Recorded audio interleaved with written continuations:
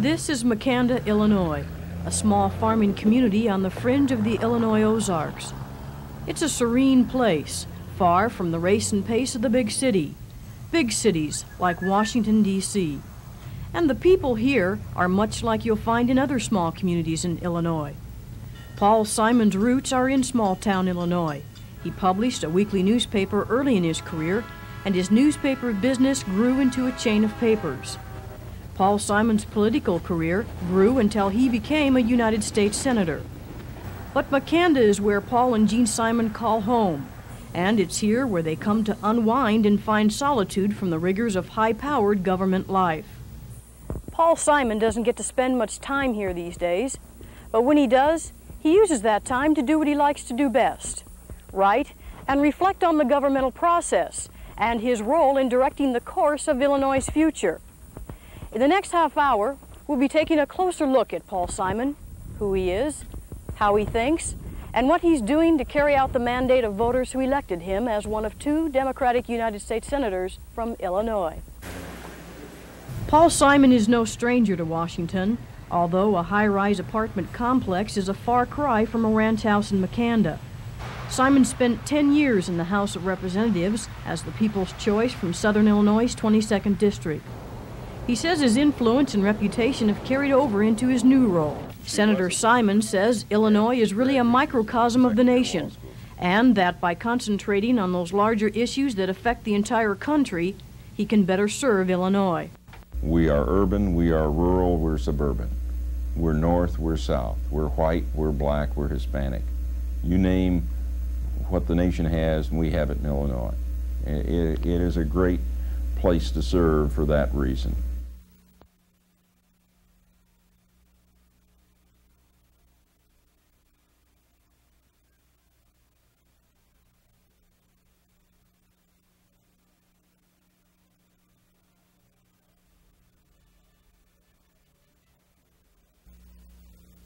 We have to get a hold of the deficit. And I have offered a solid, constructive plan. My opponent's plan is right here on this blank sheet of paper. That is the Percy plan for getting rid of the deficit. If you just wave a magic wand, suddenly it will disappear. And I assume he believes in the tooth fairy, too.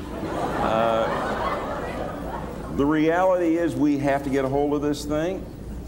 It is going to take a combination of reduction in spending and revenue enhancement, and I have faced this thing. What a candidate for the Senate ought to do is respond and not run from this question. I think the biggest thing I can do to reduce the deficit is to keep Paul Simon out of the United States Senate with a six-year term. It was during one of a series of televised debates in the fall of 1984 that Paul Simon established the issues that would carry him through the U.S. Senate campaign against Republican incumbent Charles Percy. Chuck, Simon took the offensive by outlining his programs for balancing the budget, economic recovery and jobs, and freezing nuclear weapons production. How are you going to do that job, specifically to get these people back to work? You bet. Number one, you get that deficit down, so you get interest rates down. I proposed a program. My opponent has yet to say anything other than to give the people a snow job. Number two, I'm going to do what I do in my district, and that is move from community to community, meet with the people, and talk about how we can do that. Number three, I think we ought to do what North Carolina has done, New Jersey has done, Massachusetts has done, California has done, and that is to use higher education as a magnet to attract industry. We clearly ought to be doing that. These economic policies that Charles Percy is bragging he had so much to do with are hurting this plant, they're hurting Rock Island County, they're hurting the state of Illinois, and they're hurting the nation. You can't have these kind of deficits, you can't have farmers paying that kind of interest, you can't be hurting exports like we are right now without having a major adverse impact on the economy. Illinois, in the last 5 years, has lost 26% of its manufacturing jobs. No other state in the Midwest has received any kind of a blow like that. Even Michigan has not suffered that kind of a blow. If you like the present trend, toward the loss of those jobs, then the status quo is fine, and Charles Percy's a very fine senator for you. He has voted for policies that have resulted in huge deficits, and as the result of those huge deficits, we have high interest rates and an overvalued dollar. But I'm not a rubber stamp. I'm not going to be a rubber stamp for a Mondale administration or a Reagan administration or any other administration. I'm going to call the shots as I see them, as I think they're best for the people of Illinois and the nation.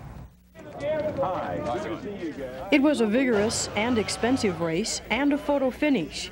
But on November 6th, Simon emerged with 89,000 votes more than Charles Percy and a new mandate from the people of Illinois. The 10-year veteran of the House was now the junior senator-elect. The number one item on the legislative agenda has to be the deficit. We have to move on that quickly. I hope we can move with a bipartisan commission and resolve what is a huge cloud hanging over the economy of this nation.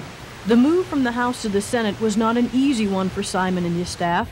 They eventually moved across the Capitol into a suite of offices in the Dirksen Senate Office Building, a building named for Republican Everett McKinley Dirksen, who represented Illinois in the Senate for the longest period during this century. Ironically, Simon the Democrat moved into the same suite of offices just vacated by the man he defeated, Charles Percy. Percy the Republican had served Illinois in the Senate for 18 years, second only to Dirksen in tenure. Simon took over Percy's offices not because he defeated Percy, but because of the large amount of space needed for a senator representing a state as large as Illinois. The day starts early for Simon's Washington staff of some 35 people who prepare the senator's hectic schedule and keep track of the many legislative priorities on the agenda. The office is an active place.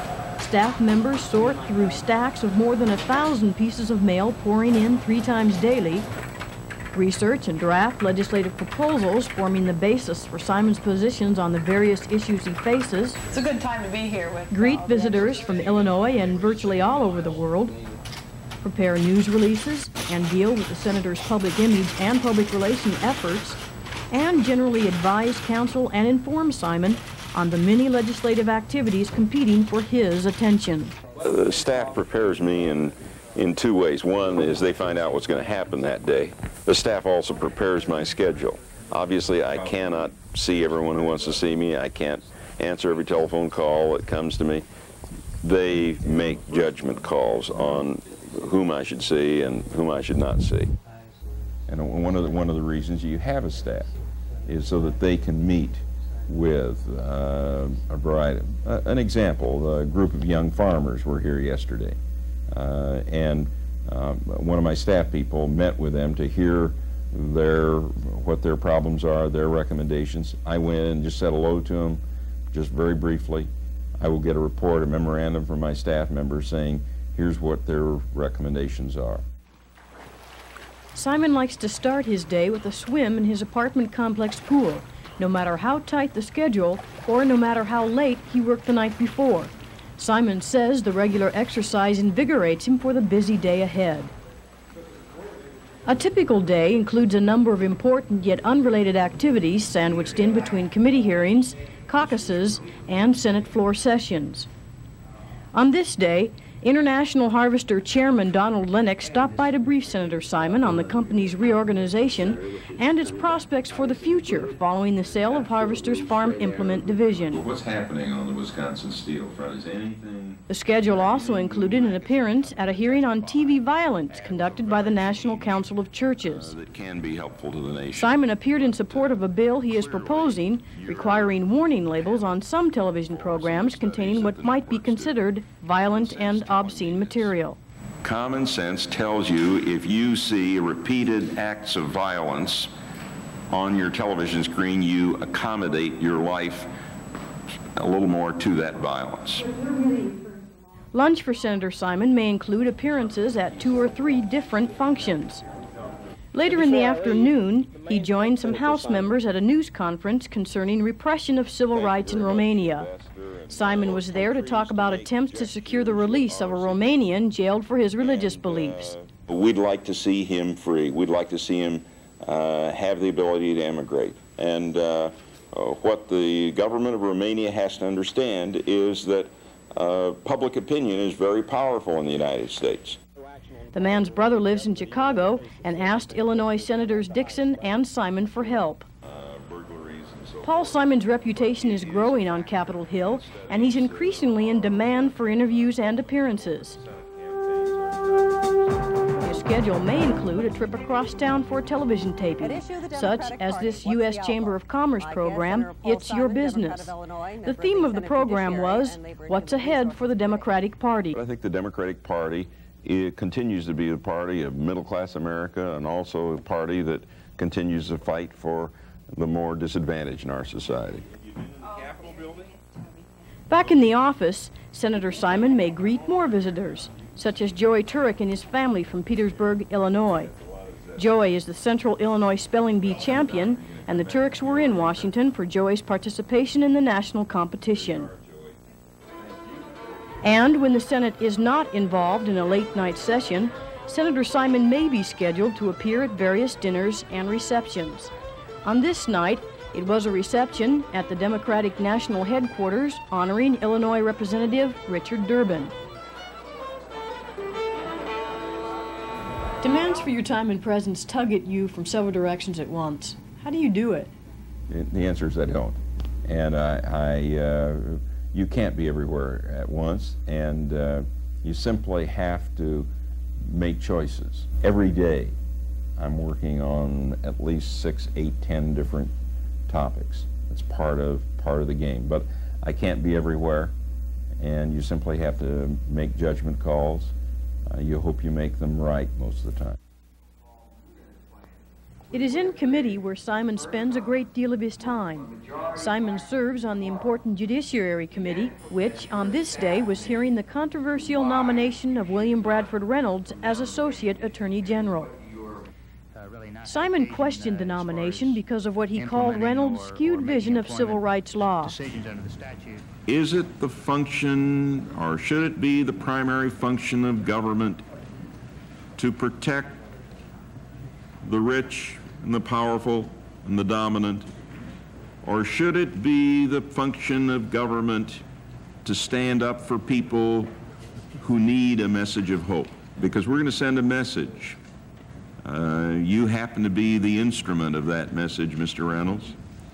But one way or another, we're going to let the people of this nation know what we think about the enforcement of civil rights in this country as of right now.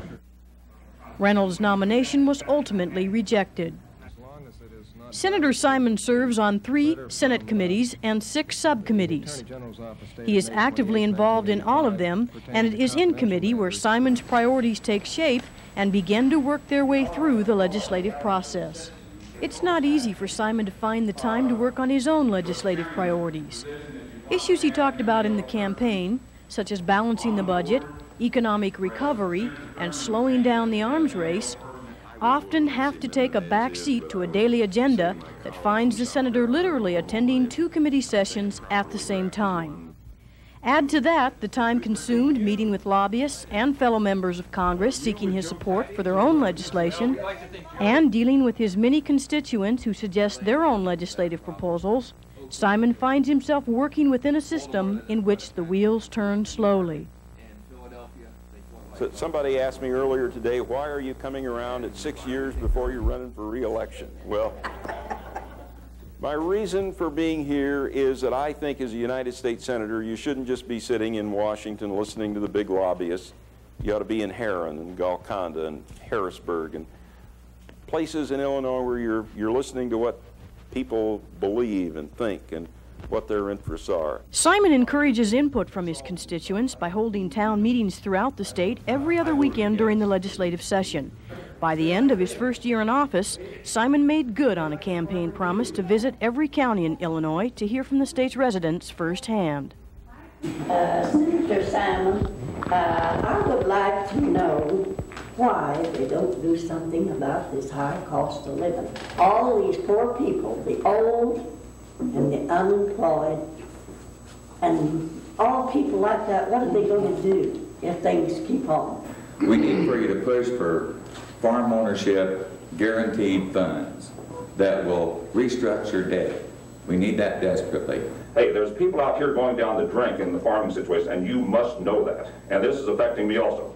My question is how do you stand on these problems of abortion, voluntary prayer in school, and the rights of families, which has been jeopardized by the infamous Supreme Court judges of this nation? Hold on one minute with you. All right, why don't you do as we go along? You know me. That's every Dunning. Good to see you here. Yeah. You want to leave now? I am. Unfortunately, they got me going to 2 more meetings yet tonight. Well, I'll write you. Okay. Thank you, Paul. And I said, Paul Simon feels his role as a senator allows him to do much more than he ever could as a congressman representing just one district. He says he's always been concerned about important national and international issues, and he now has the exposure and the platform for making his influence felt.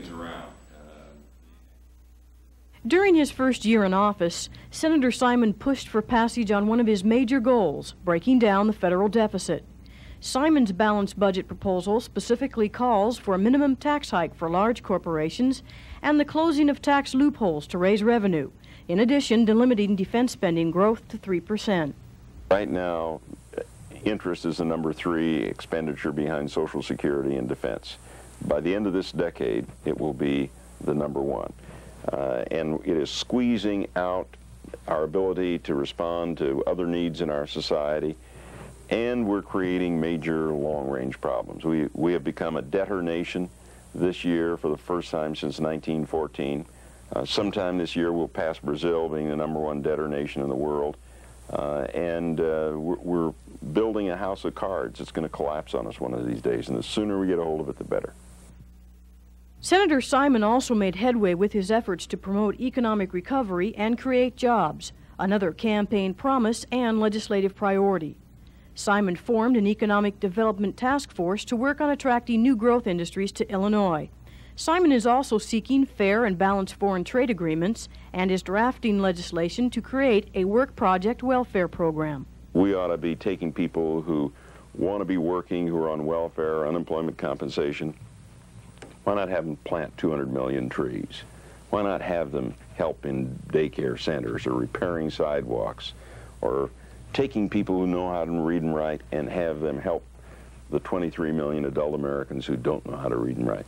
1,001 things need to be done in our society. We ought to move much more creatively. A leader for the cause of education, Simon continues to fight the problem of illiteracy in the nation, and he is introducing legislation to improve and expand educational opportunities and promote greater cultural exchanges with other countries, especially the Soviet Union. Understanding is extremely important. If we had arms control agreements without some greater understanding, I'm not sure we would really have a significant summit. Ideally, I'd love to have some arms control agreements along with the cultural exchanges. But the cultural exchanges themselves build a base of understanding that is missing right now between our 2 countries. Senator Simon considers slowing down the arms race a top priority. Simon sought and got federal funding for an arms control verification research unit at Illinois' Argonne National Laboratory. Simon opposes President Reagan's Star Wars defense proposal, but does feel Star Wars research should continue. It clearly is not something that is practical. And second, it would be unbelievably costly. It will cost somewhere between 3 and 10 times as much as the interstate highway system. We cannot continue to just endlessly pile up weapons, increase our ability to destroy the world many, many times, without ultimately someday lighting a match and exploding everything. How much a senator is able to accomplish his priorities depends on developing strong bipartisan support and clout among his colleagues. Paul Simon already has achieved a great deal of status in his freshman term in the Senate. Simon is the only Democrat on the Senate Judiciary Committee who is not a lawyer. He serves on the Labor and Human Resources Committee and the Rules and Administration Committee, the committee that oversees Senate operating rules and ethics for its members. And Simon serves on 6 subcommittees: Employment and Productivity, Education, Arts and Humanities, the Handicapped, Juvenile Justice, the Constitution, and Immigration and Refugee. I just don't think you should vote knee-jerk because the sponsor happens to be a Democrat or the sponsor happens to be a Republican. And I vote against my good friends once in a while. On higher education this year, we've worked together and we're trying to refine and resolve the problems that exist in a good bipartisan way, and he's willing to work with us on that. And, you know, we differ quite widely in some areas. I'm a conservative, he's a liberal. On the other hand, he's willing to work, and so am I, to try and come up with good bipartisan legislation that will benefit our people. I've been a great admirer of Senator Simons for a long period of time, since I worked with him in the conference of House and Senate conferees on education. So I knew him before he came to the United States Senate. I'm fortunate now to serve on 2 committees in the Senate, one Judiciary and one in Human Resources. And I think it's a truism when people say you can really tell the quality of the senator in those, on those committees. He's well prepared. He brings a sense of compassion and decency to these issues of human concern. He's tough-minded, he's fair, and he is winning increasing respect for himself and for his constituents by serving in the United States Senate. Simon's pattern of voting independently typifies his 28 years in politics as a state representative, state senator, lieutenant governor, and congressman. Simon's political career was launched in 1948, when at the age of 19, he took over a weekly newspaper in Troy, Illinois, a small town east of St. Louis. The youngest editor-publisher in the nation, Simon waged a highly publicized fight against organized crime in Madison County, which drew the attention of then-Governor Adlai Stevenson. As a result of Simon's efforts, a number of syndicated gambling organizations were shut down. 6 years later, at the age of 25, Simon announced his candidacy for the Illinois House of Representatives, when Simon first began wearing a bow tie, his familiar trademark. One thing led to another, and I tried to get some people to run for office, challenging the system that existed there. I couldn't get anyone else to run, and I ended up running for the state legislature myself then, and been in politics ever since. A great friend of education, a fighter for working men and women, and the next senator from Illinois. You had roughly 1 out of 5 people in Illinois who voted for Ronald Reagan who crossed over and voted for me. I think one of the reasons is people sense that I have convictions on things, that I believe things. I'm not just going to tell them what they want to hear. I think people want that in their leaders, and I think they somehow sensed that I wasn't a politician who was just holding my finger to the wind and saying, what's popular today, and I'm going to say what's going to make me votes.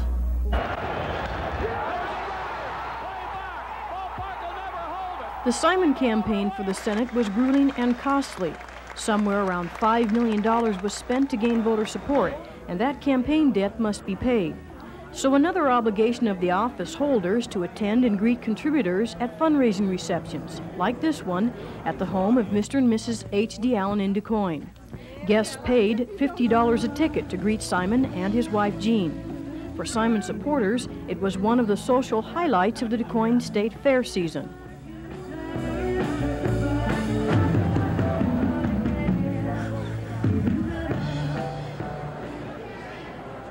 As much as Simon thrives on the workload and pressures in Washington, he feels just as comfortable among the faces and places he knows in southern Illinois. And there are no strangers wherever he goes. On World Trotting Day at the DuQuoin State Fair, it was a day for Simon to take off the coat, relax, and mingle with his constituents. Opportunities like this give Simon the chance to meet and greet and listen to those who support him, as well as those who don't.